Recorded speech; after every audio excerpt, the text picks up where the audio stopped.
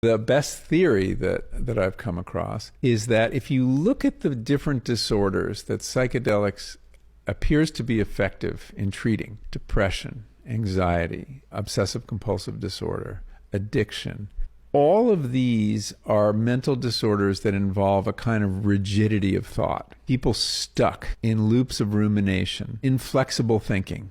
They need this drug to get through the day. They have this narrative in their head that they're a bad person, that nothing is working in their life, or they have anxiety and they replay loops about, what makes them anxious. What psychedelics appear to do, what psilocybin appears to do, is break those habits of thought. It's kind of a solvent. And so that it shakes things up in a way that makes the brain more plastic, more able to learn new patterns. Because this is essentially people stuck in old patterns. And so I think that this is probably its contribution. The most beautiful metaphor of this I heard from a neuroscientist. He said, think of your mind as a hill covered in snow, and your thoughts are sleds going down the hill. After a while, your thoughts are going to keep getting drawn like attractors into the same grooves, and it's going to be very hard to get down the hill without falling into those grooves. Think of the psychedelic experience as a fresh snowfall, filling the grooves,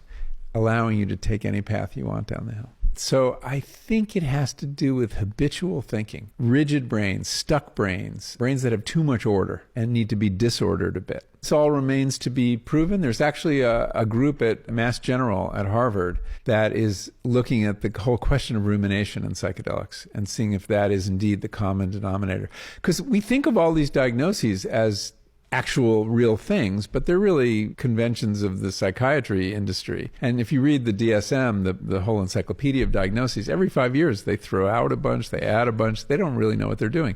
So I remember asking a psychiatrist, I said, isn't it a little weird that this same drug works on these 5 different things, addiction and obsession? And he said, well, how do you know they're different things? Maybe they're all different symptoms of the same brain, same kind of brain. And so, depression, if you think about it, anxiety is to worry about the future. Depression is really being a victim of the past, but it's a similar mental construct, and psychedelics appears to weaken it.